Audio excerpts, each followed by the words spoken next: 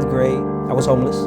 My mom was addicted to drugs, never met my dad. I was 10 years old, taking care of like 5 kids. I came from the Dominican Republic. I didn't know the English language. I have dyslexia, as well as English is my second language. So I would get pulled out of classes. I was in 5th grade, and then they realized I actually didn't finish the 4th grade. I remember vividly, they came upstairs and they're like, actually she has to go back downstairs. So I was picked up midway through the day and they're like, this is your new class. And no one really explained to me why I was moving classes. This high school that I went to was in a really, really terrible neighborhood. Like gun violence was almost every day. My first high school had metal detectors and it felt really uncomfortable being patted the way I was every morning. It was so invasive constantly, just to get to school. I was intimidated to go to school from just the police officers. We would be in these common spaces and fights would break out.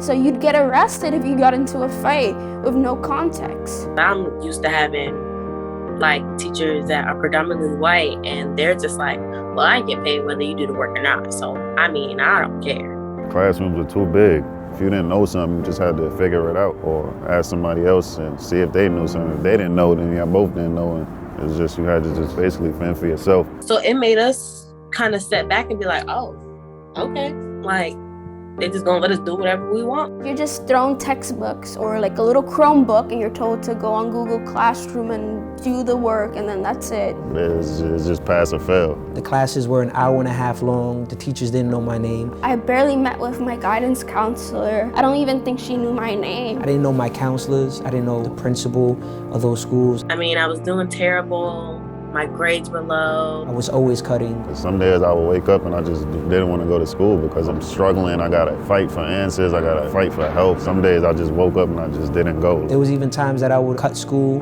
go to the football field and climb over the fence just to smoke. And nobody ever found me.